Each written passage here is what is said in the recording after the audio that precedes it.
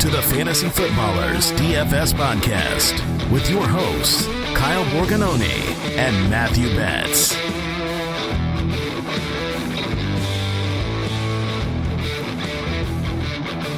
Well, hello, day after the draft. Some of you people out there might have stayed up a little bit late. We're here at the Fantasy Footballers DFS Podcast. I'm your host, Kyle Borganoni, and I'm here with a jazzed up individual, Matthew. I already got a tattoo of AJ Brown on my butt, Betz. Can confirm, both cheeks, it is there. Good morning, Kyle. Man, I am so excited about this AJ Brown trade. Currently wearing an Eagles hat. I'm currently using a coffee mug with an Eagles logo on it. Actually, shout out to our boy, Ketron. He got me a little while ago an Eagles-themed football that lives on my desk. I mean, it is all Eagles over here all the time. I just wrote up the fantasy reaction piece. It is on the website to the trade. So I'm ecstatic. I'm very excited about the AJ Brown move.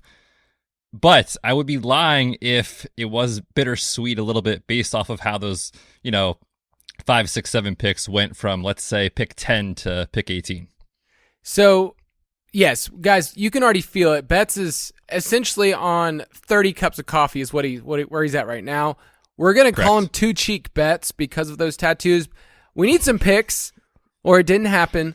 But, yes, we're going to react to what happened on day one of the draft. If you're like, hey, why is this not in my feed early in the morning? Well, we didn't want to give you outdated content. We wanted to give you the stuff that really matters. So we're going to give you some emotional reactions. I'll share some of my stages of grief. And then from a betting perspective, that's really what we're going to give here is from a betting perspective. Here's what happened in round one. We're going to talk about how the market's moved. I mean, I can't wait to talk about Trayvon Walker. And here's where it was a month ago. Here's what it was 2 months ago. Actually, here's where it was on Monday of this week. Like, that's when he became the betting favorite. So we'll talk about that. We'll talk about some day two stuff and then just process in general about betting. And for some of you, if this is your first time really getting into betting on the NFL draft or betting in general, then there's some principles to take away. So I'm excited to talk about that. But yeah, let's get into the emotional roller coaster that you felt as somebody who looks at this for a living, but you could share some of your fandom. Talk to me about AJ Brown. Oh, for sure, man. Yeah, it was a wild several minutes there from, looking at what was going to happen in the top 10. We hit on a bunch of the wagers we gave out on the show and in the article on the site in the top 10 picks. That was pretty exciting. And then, of course, the one that we have been talking about for weeks, everyone in the company was in on this, was Jameson Williams to go in the top 10. Put out the prayer circle on Twitter. If you follow me, you saw that. We were hoping it would happen. And then it didn't happen. But then the Eagles made a trade to come up to pick 13. And I said, okay, this is where we get even on the emotional status for bets. Super sad it didn't happen. We didn't cash that ticket. But Jameson Williams is about to be an Eagle. This is great. All of a sudden, the Lions take Jameson Williams, and I am just distraught. I mean, everyone's texting me, Betz, are you okay? And for a while, I didn't think I was going to be. And then, out of nowhere, Howie makes this deal, pulls it off, goes against AJ Brown, gives up the 18th pick, and I think it was the 101st overall pick to get him, and they signed him to a long-term deal. So $100 million. Yeah, exactly. $100 million, 57 guaranteed. It was just a wild ride of emotions for about 20 minutes. But I'm super excited, obviously, as you can tell. And I think, looking at this from a betting perspective and from a fantasy perspective, the Eagles certainly, you would say in the betting markets were winners. They went from, I think it was 45-1 to win the Super Bowl to 35-1 just with the trade. So the betting market is certainly telling us that we should expect more from the Eagles this year. So that makes me very happy. I believe the statement that you sent out in Slack was, my soul has left my body. You were in all caps.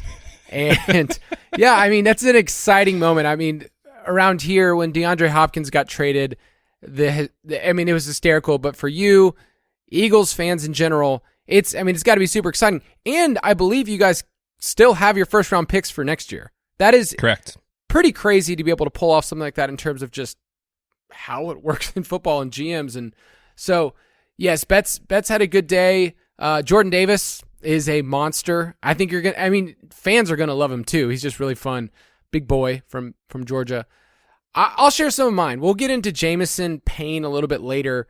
So just my emotional reaction was my whole family were wearing our Falcon stuff. My boys, I put it on social media, wearing their Falcon stuff. It's the first time they've ever been able to stay up and watch the draft because we're West Coast. And at first they were like, why aren't the Falcons on the board? So I was like, hey, you got to wait till pick 8. So then my boys just left. And then I told them when we were about to pick. And of course, I wanted in my heart Jameson Williams to go there for a number of reasons. For my pocketbook, for... Your pocketbook? Yes. What are you, an 80-year-old woman? I am. No, I wanted it for a number of reasons. I wanted the Alabama narrative. If I would have been a betting person in that moment, I would have bet on Drake London because all signs in the last 2 or 3 days were that he was the guy they prefer. And I can give some more fantasy takes at a different time.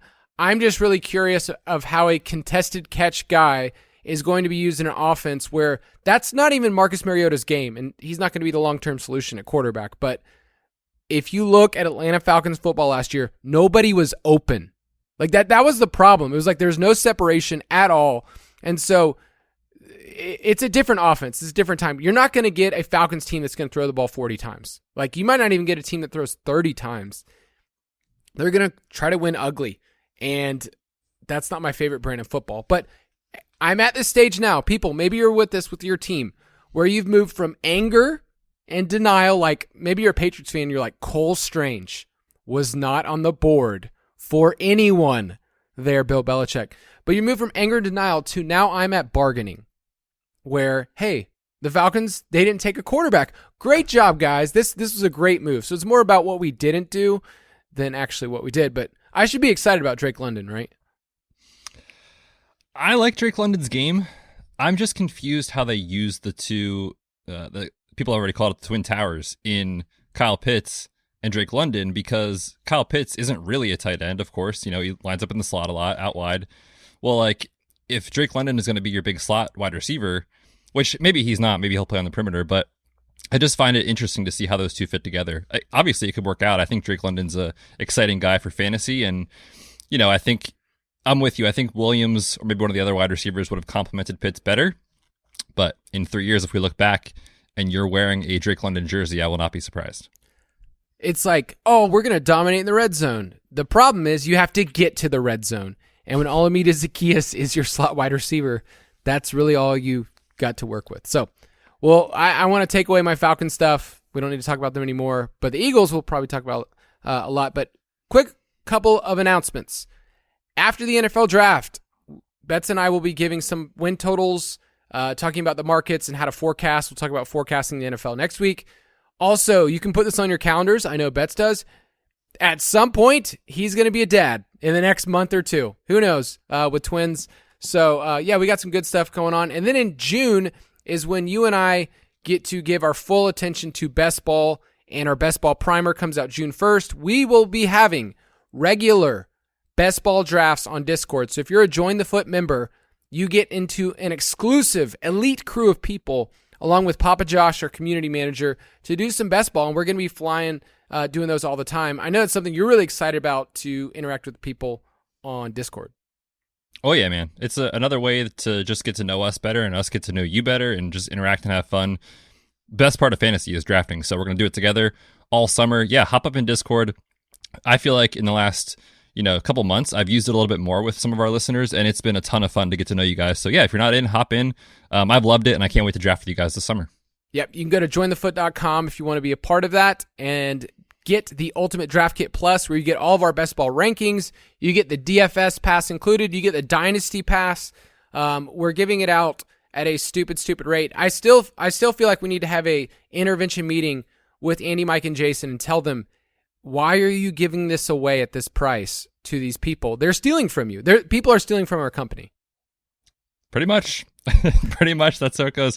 Yeah, we made the joke last year, cheaper than Netflix. If you break it down on a monthly basis, that is still true. So we'll work on that. We'll try to raise the price. I mean, we got to raise the prices, right? That's the point. I mean, hey, I got 2 kids to feed, so come on. All right, we're going to get into some of our thoughts of round 1 from a betting perspective. Hey, rookie, welcome to the NFL. So the months leading up to the NFL draft, you and I, Betz, have given a number of different thoughts on betting strategy, on here's why in the NFL teams draft this way. We've talked about draft needs. We've done a mock draft. And now we actually saw it come to fruition. Hopefully you at home, if you were setting, if you were in on any of the things we talked about, maybe it was even Jameson Williams. It was a good sweat. It was entertaining. Hopefully you're at a point now where you can get some perspective, and maybe you need a day or two, because I think with Jameson, I still need a little bit of moment. So we'll talk about that in a second. But before we get fully into the betting market, I want to just get your quick take on the fantasy reaction. I know we talked about the emotional reaction, but fantasy reactions for the Eagles trading for A.J. Brown and the Cardinals trading for Hollywood Brown. So if your name was Brown, you might have gotten traded. It seems that way. Yeah, we'll start with the Eagles. I mean, the obvious takeaway here is like Jalen Hurts, my goodness. We obviously talk about the rushing upside that he provides from a ceiling and floor perspective. Now you get one of the best yak wide receivers in the league who's highly efficient in A.J. Brown to pair him with Devonta Smith, who I think they complement each other perfectly. So if you're talking about like one of the biggest winners from day one of the draft, Jalen Hurts for fantasy, my goodness, is awesome. At the same time, we have to be real with ourselves. This is not good for Dallas Goedert, Devonta Smith, honestly, maybe even A.J. Brown. I mean, no offense was more run-heavy in neutral situations down the stretch than the Eagles were last year. And so if Jalen Hurts is running the football and they're going to keep with the ground game, where is the volume coming from? So I have major concerns about that for the pass catchers. But for Jalen Hurts, you add in this playmaker, I mean, it's an obvious fantasy winner. Yeah, let me focus in on that, because my main reaction too was like, okay, this is a really cool, like for a team perspective, awesome trade. For fantasy, when we talk about, stacking this team, and I think they're going to be competitive, right? They were a playoff team this past year. I feel like there's going to be weeks where you don't know who the person is to stack with Hurts. And he's someone that you can single stack because he runs the ball. So in terms of ceiling for best ball, are those three players capped? Like the three players that we think of this offense, we haven't even talked about Miles Sanders, but Devonta Smith, A.J. Brown, Dallas Goedert. Like, do any of them have, does Brown have top 10 ceiling anymore? Does Dallas Goedert have top 5 at the position? I just think because tight end's so bad that it could still happen for Goddard if he looks his way into the touchdown department. But yeah, it's tough to see the ceiling, honestly. I mean, I know saying that about a talented wide receiver like Brown can be scary, but you have to tell yourself a story, and I think you have to correlate your best ball exposure if you are going to go this route. If you're saying Jalen Hurts is a winner because he runs the ball and then gets these weapons, like that negatively hurts all the pass catchers. So I'm with you. This is not a team that I'm aggressively double, triple stacking kind of idea. I think that you're hoping to find the right side of variance with one of the wide receivers and pass catchers. And obviously, if you're picking one, no doubt you're putting your money on A.J. Brown based off the contract he got just this past couple of days. So I think that's my immediate takeaway. Do you feel any different about the ceiling for those pass catchers?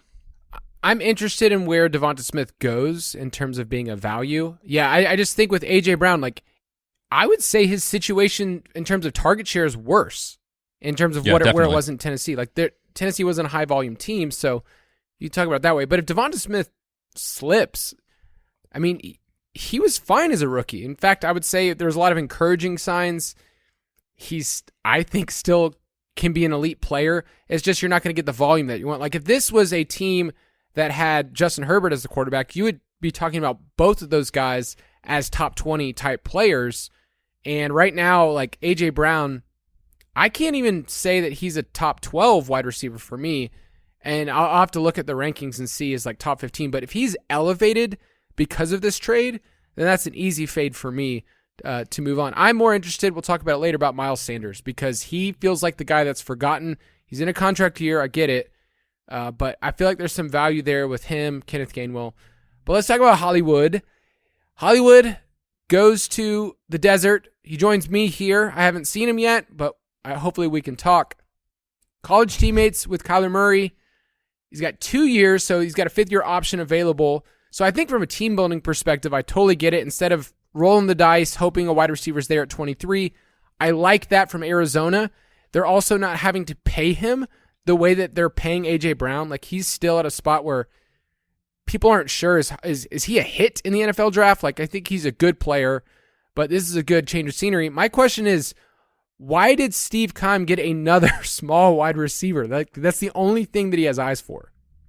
It seems that way. And yeah, they were mocked a lot with the Penn State wide receiver, Jahan Dotson, who is a little undersized relative to the Treylon Burks of the world in this draft class. But I actually really like the fit. I think he complements DeAndre Hopkins extremely well.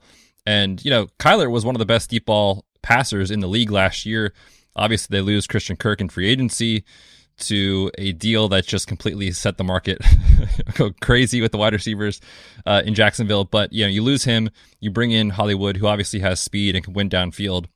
And I think it really sets up well to help complement DeAndre Hopkins and elevate the ceiling again for Kyler Murray, who I feel like, I don't know what your take is, Kyle. I feel like in general, the public has kind of soured on him as far as like the new hotness at the top of the quarterback market. Like last year, he was going as the quarterback 1 or 2 in almost every draft. And now in the early best balls I've done, again, this is before last night, I was getting him at like quarterback 5, quarterback 6. So I'm pretty interested if that ADP holds to go in heavily on Kyler this year. I'm interested. I'm interested from a stacking perspective. I mean, this team's leading downfield receiver last year was AJ Green, and it actually worked. That's the crazy part. Like for the most part, there was some connection that actually happened, especially early on in the year when Kyler was quarterback 1 for the first 7 weeks. But over the course of the year, he tied Tom Brady. You mentioned it in terms of deep completions, and Kyler was hurt.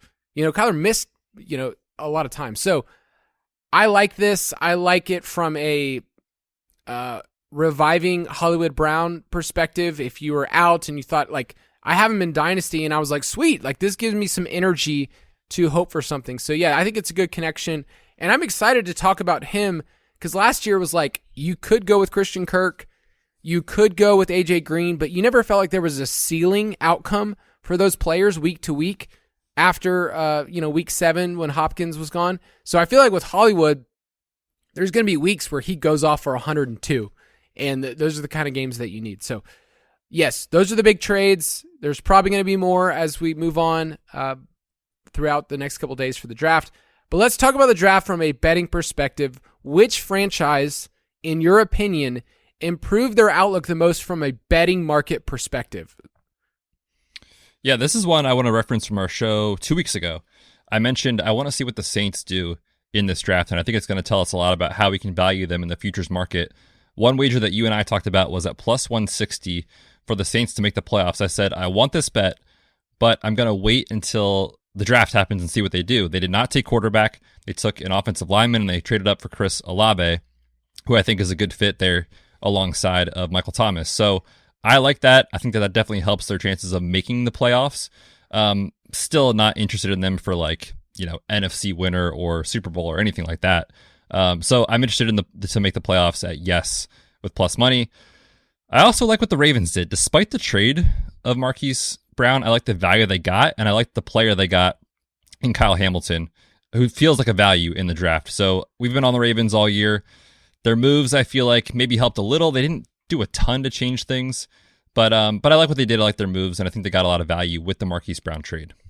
I'm going to throw out the NFC East in general. Like the Eagles made the biggest splash, but I feel like the division as a whole, like last year it was like Cowboys, and then the Eagles kind of like stumbled their way into the playoffs somehow. This year I feel like it's going to be a competitive division. I like what the Giants did. Kayvon Thibodeau, Evan Neal, thought that was pretty solid. They still have a chance to, take a quarterback if they want Malik Willis. I mean, they declined the 5th-year option on Daniel Jones. So I like what they did there. I'm still kind of curious with Washington, but I think they're 7-8 win team. So NFC East, interesting. And then we got to mention the Jets getting 3 first-round picks, but 3 players that a lot of people had all as top 10 picks is kind of insane. Like, I wonder if teams looked at the Jets and said, I see what they're doing. Let's just let them have this. Like, I didn't really understand with Jermaine Johnson on the board.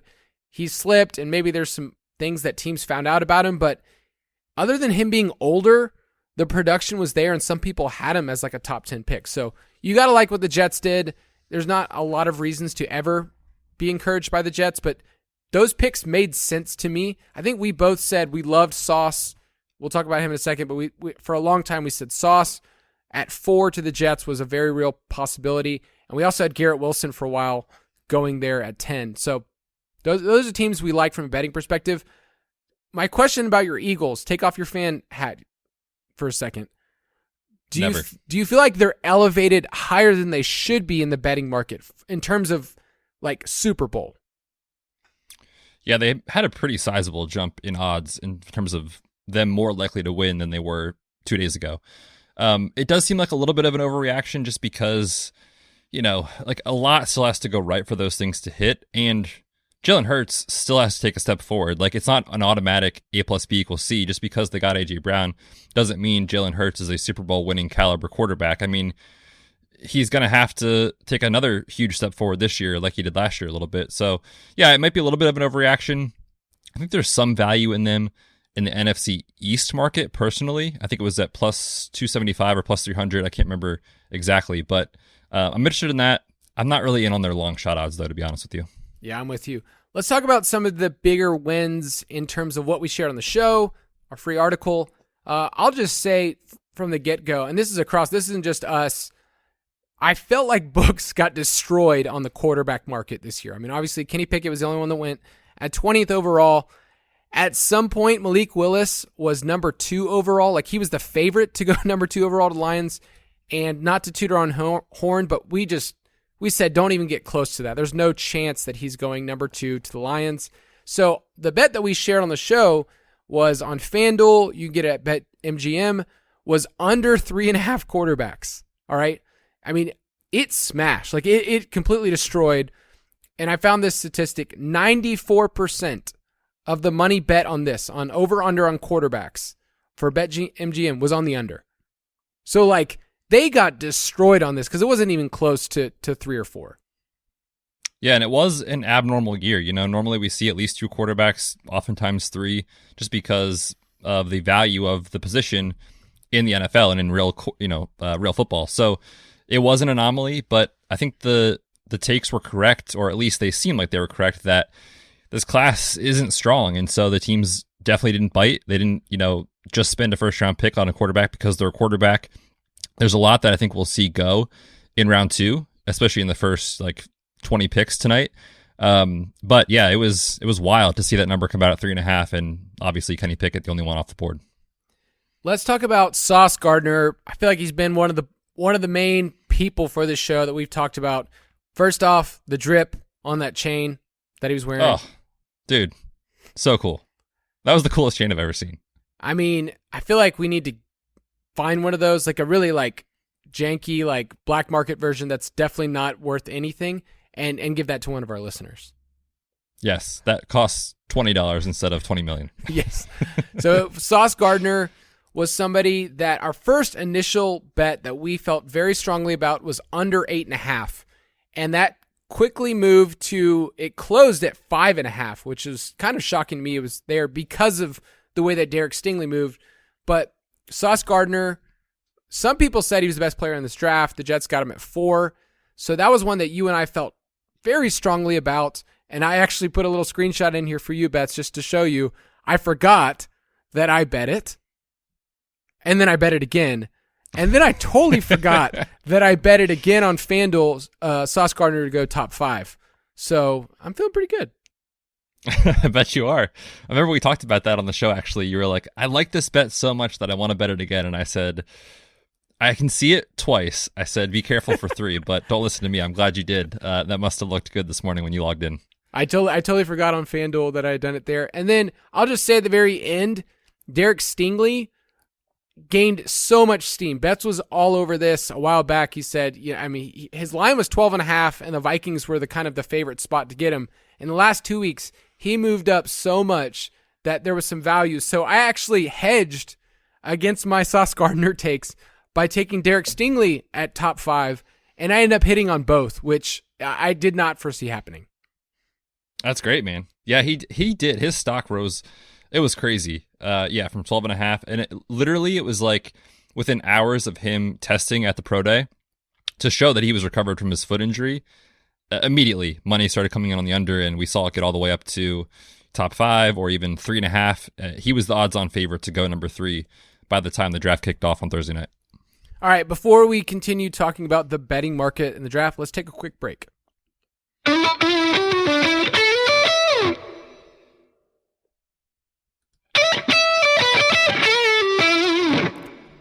got a new little ad break ditty there.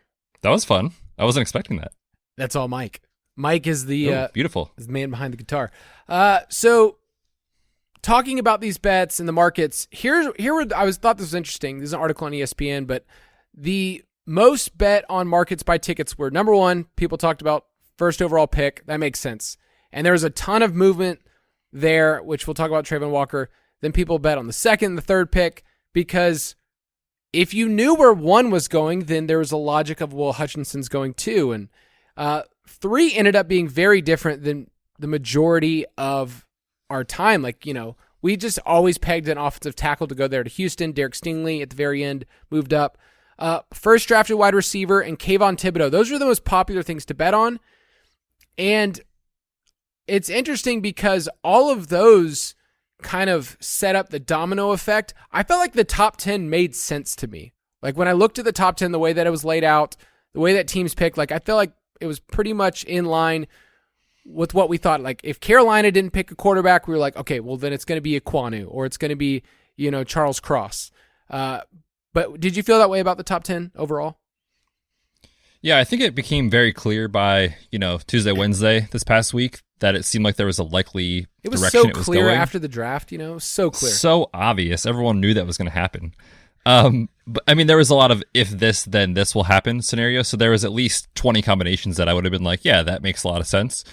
But yes, I agree with you that it did kind of seem to come to fruition the way a lot of people thought it would in the first 5 picks. And then there was a little bit of uncertainty at, 8, 9, 10, kind of what would happen. But in hindsight, it does make a lot of sense. And these are, picks and a lot of mocks that had them there for months. The only guy that really gained steam was Stingley. The other guys were all kind of in the top 10. So it was a bit of a question mark in terms of the order, but the players going there, I feel like we were pretty on. Let's talk about the closing value picks that went from long shots to just, wow, this became a favorite. And we have to talk about Trayvon Walker going number one overall over the course of the year. So since July, there were 9 different players that you could have bet as the favorite at number one overall. So way back in July, you could have bet Spencer Rattler as the favorite to go number one. You could have bet that's so wild. Sam Howell. So Spencer Rattler went from favorite to go number one to transferring, losing his job at Oklahoma, and now he's at South Carolina. So wild ride for him. Sam Howell was a favorite. Thibodeau and Hutchinson were favorites for a while. And then remember when Evan Neal was the favorite, buddy? I try to forget it, but you just brought it back up again. Yeah, that was an L for sure.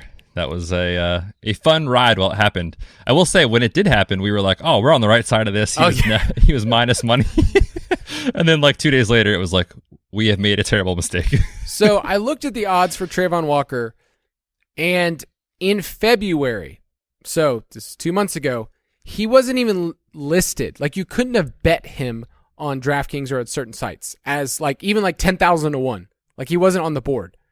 I don't think I've seen something like that in a while. And he didn't flip as the favorite until Monday, and then he closed at minus 450. So I think we kind of need some context here because that's super abnormal.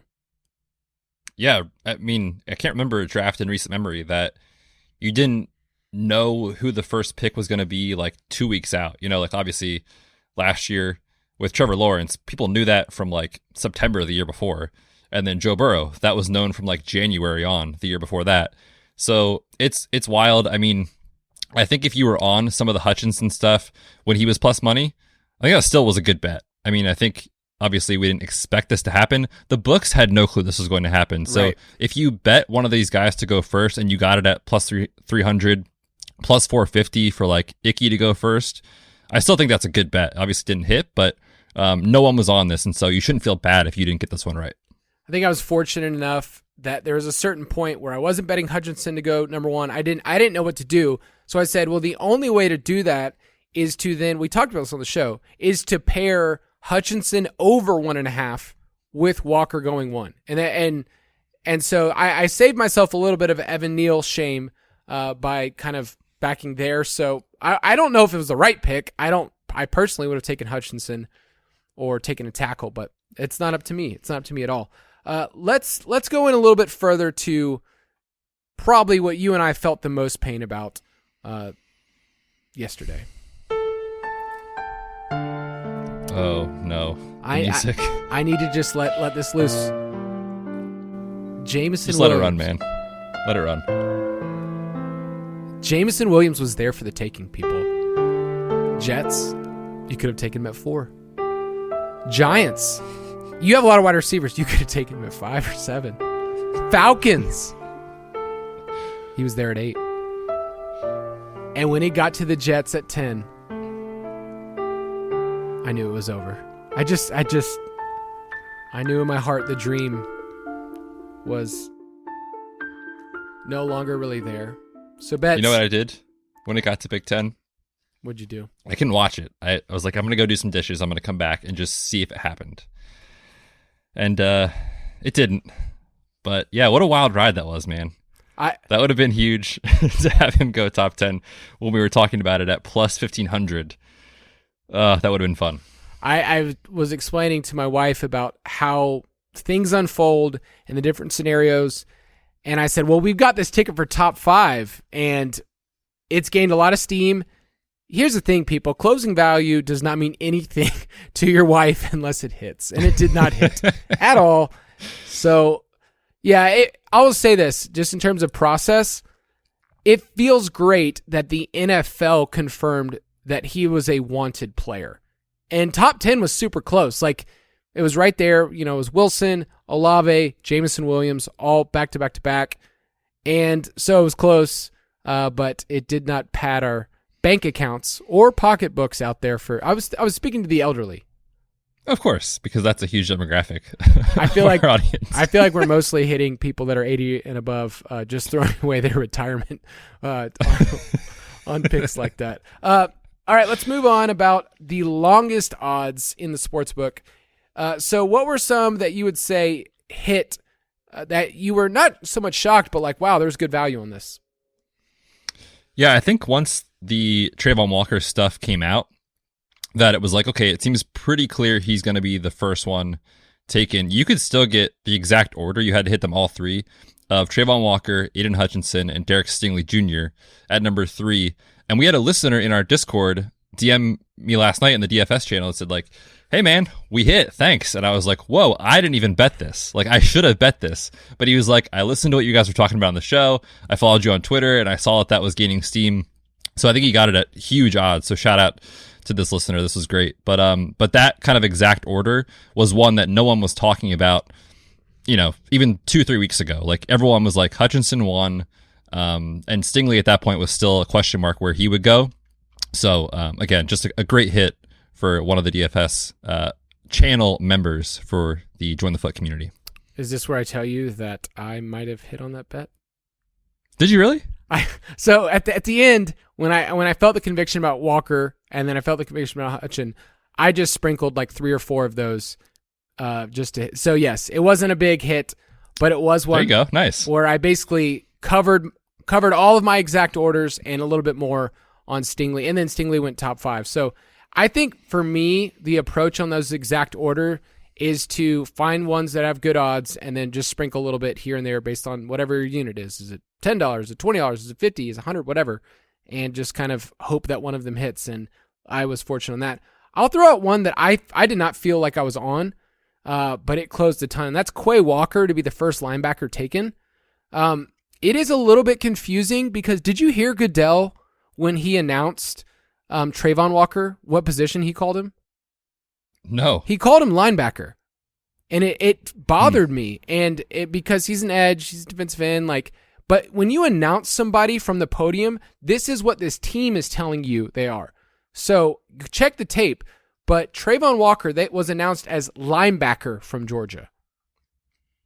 Do we have a conspiracy here? I think I do. In the betting market? I think I do. But Quay Walker was plus 800 to be the first linebacker taken. Either that or I was crazy pills. I was just in a different astral plane when the NFL draft was going on and I heard differently. But Quay Walker, linebacker from Georgia, was plus 800. I thought Devin Lloyd from Utah was a slam dunk and he was the betting favorite. and it was Nakobe Dean, his teammate, that was actually the second, and he hasn't even been selected yet. But Quay Walker was the first linebacker. That was a long shot that closed, I think, at plus 175. So if you got Quay Walker, that was a good one. And I'll just say, if you somehow saw Cole Strange as a first-round pick, props to you because you couldn't bet on it. I'm not going to lie. When that pick happened, I had to Google who that even was, to be honest. I didn't know that player. I don't think the NFL, other teams thought that was even a remote possibility that he would go in round 1. And we give, the Patriots a lot of credit all the time for being a smart organization. They obviously take these guys that no one's heard of and turn them into superstars. But that feels like an insane reach to me to take him in the first round, because there was a couple of videos of other teams, namely the Rams, who laughed out loud when he was taken because they thought they could get him at like pick 100 or something like that, which obviously is much, much later than the first round. So a little bit of a head scratcher, but I've lost lots of money doubting Bill Belichick before, so I'm not going to do it now. Right. And at the end of the day, draft value, a lot of people say you could get this player later. There's so many scenarios that you don't know. Just teams moving up and where people have them on the board. So I'm not going to doubt Bill Belichick. Some people say he's not actually great at drafting players. I don't really care. Dude's one of the greatest coaches of all time. He's good at his job. So, but you could not bet on Cole Strange first round, or else I frantically looked for it. I was like, was he like a 10,000 to 1 type of guy? No sportsbook had Cole Strange on there as somebody you could actually bet. Not happen. What would you say, other than your boy Cole Strange, was the most shocking first round pick?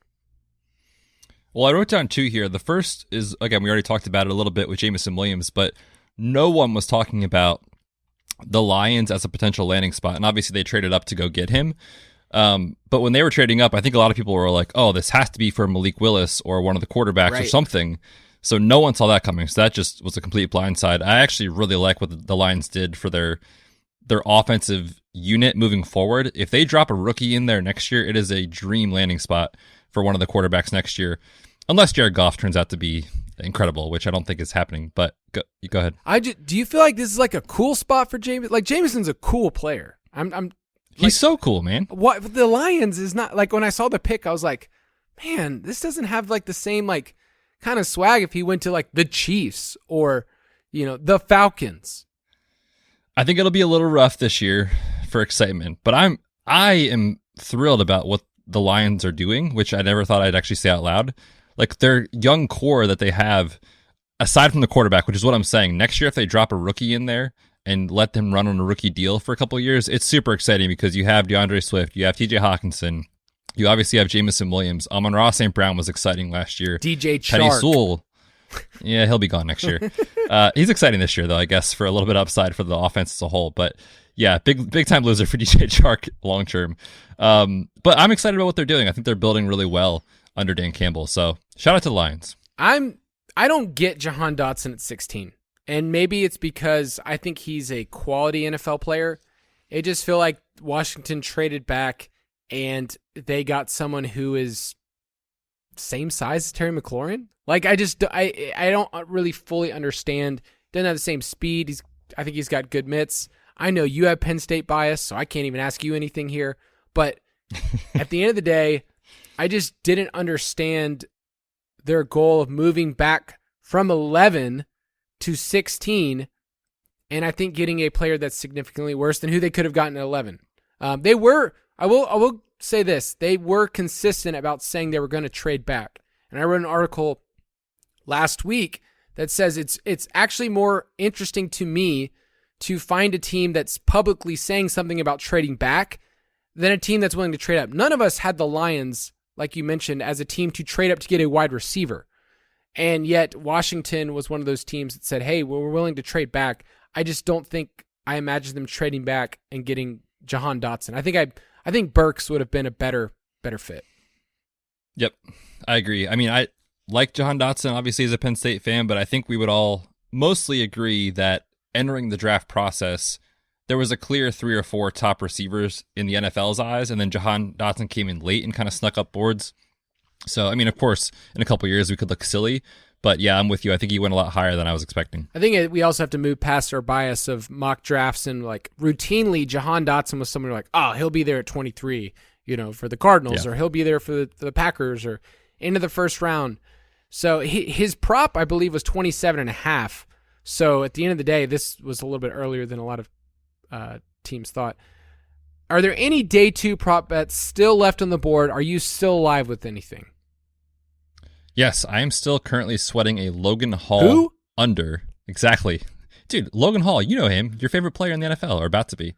Defensive lineman, he was projected to go potentially late in the first. I got him at under, I think I got him actually at 36.5. It's actually now at 38.5, so I still like it there quite a bit. I got that on DK at minus 115. He's a name that has been linked to a lot of the teams that are going to be up early in the second round. So I like him to go as one of the first players off the board in tonight's draft. All right, so I have a couple of long shots with quarterbacks. So I pretty much faded early quarterback in my betting. So Betz and I both talked about under 3.5 was one of our clearer takes that it felt really firm all the way through, and that one hit in the first round, under 3.5. But I have two that I took that kind of correlate that said, hey, if quarterbacks aren't taken, here's what could happen. So I have Matt Corral as the second quarterback taken at plus 1,400. And it wouldn't surprise me if a team just says, hey, we like Corral better than Willis. I think between Corral, Willis, and Ritter, any of them could go as the next quarterback, and it wouldn't shock me. It just kind of depends on team preference. So I have that at plus 1,400. And then this is one that I took after the Daniel Jones news. After I found out that the Giants declined his option, they're going to need a quarterback for next year. And so I took Malik Willis to be drafted by the Giants at plus 1,500 as just a sprinkle of this is what could happen if they don't take him. I didn't think they were going to take him at 5 or 7, but they have some picks in the second round. So that's one that's just kind of a shot in the dark, and maybe he's a better fit for their offense than Daniel Jones. No, those are interesting. I especially think the Matt Corral one is interesting because if there's anything that last night told us, it's that the NFL in general doesn't value these quarterbacks as elite prospects. So like you said, it's kind of one of those, we assumed it was going to be Malik Willis and Kenny Pickett, but now it's any number of these guys could be the next quarterback who hears their name called, and I don't think anyone should be surprised. Is there anything on day 2 or 3 that you really want to happen, or you think is going to like match? Like, I still have this conviction, and I feel like the board's laid out where this is going to happen. Let's get Sky Moore alongside Pity City to play with Matt Ryan, and let's get him to Indy. I would be super excited. I think he's a perfect fit across from Pittman. You can line Sky Moore up anywhere you want on the field, and he's shown in college he can win in the perimeter, slot. I think he would be a really exciting option with an accurate quarterback in Matt Ryan. So they have a clear need at wide receiver. I think he'd be a good fit. Indy picks 42nd overall. I want to throw out Trey McBride. He's right there. He was right there on the line, I think, as a first-round pick for some teams, and his line is 50.5. I took the under on it. So I think you're going to see the tight end off the board, in the early 40s. I think that there's a team that's going to say, hey, we need help here. So I don't know. Tampa Bay is a team that I kind of like with him. The Colts would be another interesting option, like you mentioned at 42nd. Like they have to replace your boy Jack Doyle. So I think a tight end, and then I think we all want to find out what happens with Malik Willis. It just shocks me from what I saw. I didn't do many rookie profiles this year. I had some other responsibilities, but I did Malik Willis's, and I've looked at a lot of his film. And it just says, I cannot see this guy translate to be a good NFL quarterback. For fantasy, sure, we'll be talking about him. But as this guy can be a top 10 quarterback, I just can't see it. And I think the NFL confirmed what was my prior, right? It seems that way. That's the point. Time will tell. That's the point of this process, people, is confirming what you think is true. And if the NFL says it, that means it was true for me. And I feel good about it. Hopefully you understand I'm joking.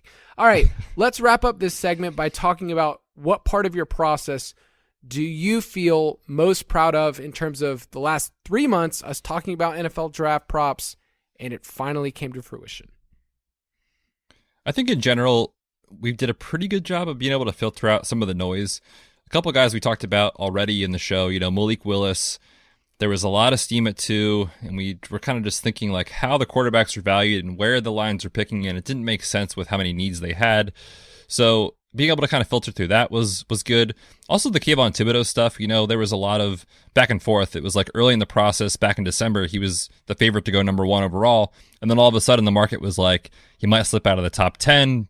He has character concerns, and that gets overblown every single year. And we were like, listen, this guy is still a top edge rusher. He's super talented. Why is he falling so far? And we were like, you know what, let's get off that. Let's get the under 5.5 at plus money. So that was good to see. And again, it's super hard to get through like the noise and like following guys that you trust and being able to kind of accurately pick which matters.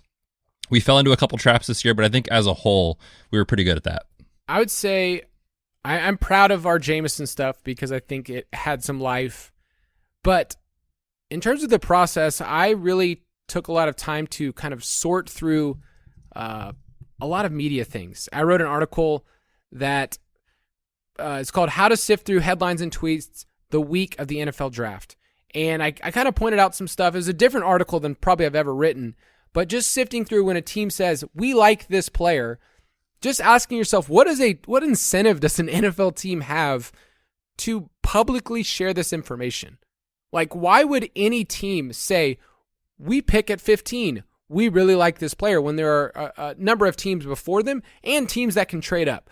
So just sifting through when you hear something from even a beat reporter, the Jets are a team that I feel like you and I talked about a lot, and I feel like the Jets had a different player every single week that was talked about as the favorite for number 4. We liked Sauce Gardner there, but I didn't think it was a slam dunk. And at some point, one of their beat reporters said, there's no chance they're taking Sauce, or they're only taking this player. And at the end of the day, a team doesn't have the same incentive to say that type of stuff. So I think it's important to be able to, whatever you read, whatever you see on the internet, there's some bad stuff out there, people. Find out, is it smoke?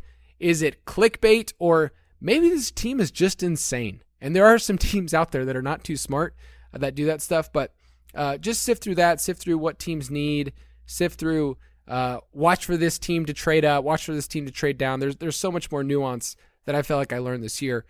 Is there any part of your process that you would just say, okay, I got to learn something?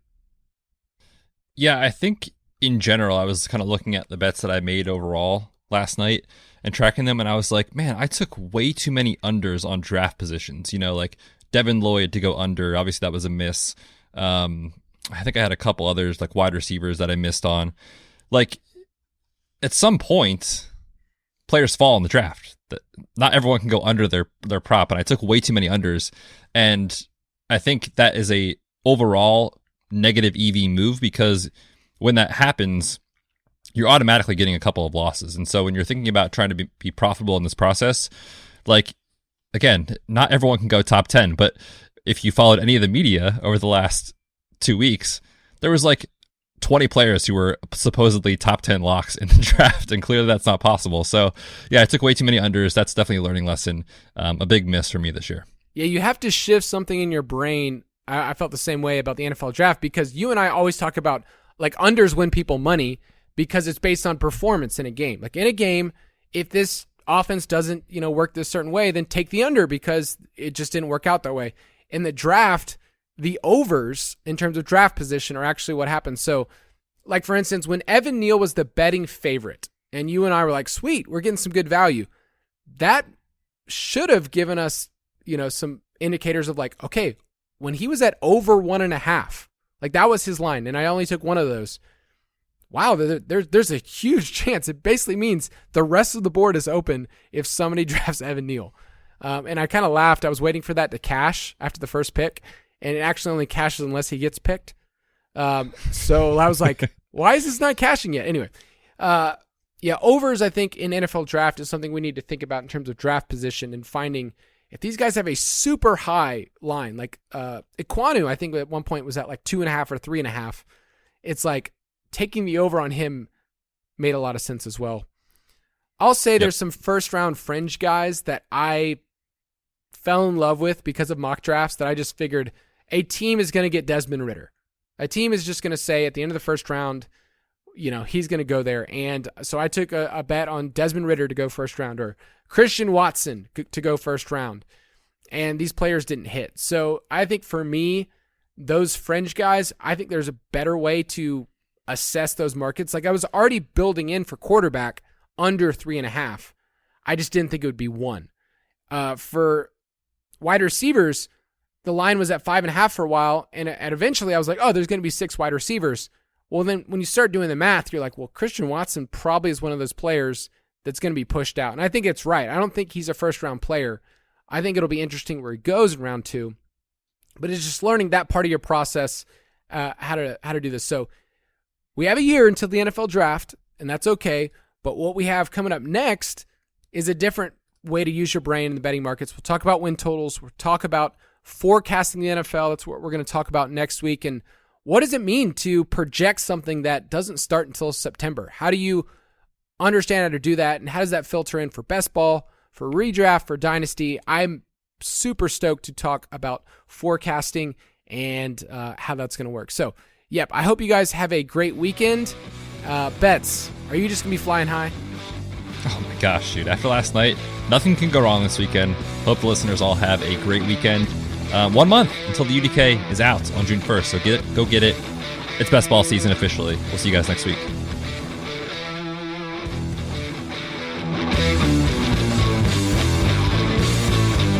Thank you for listening to another edition of the Fantasy Footballers DFS Podcast. Don't forget to visit us on the web at www.thefantasyfootballers.com.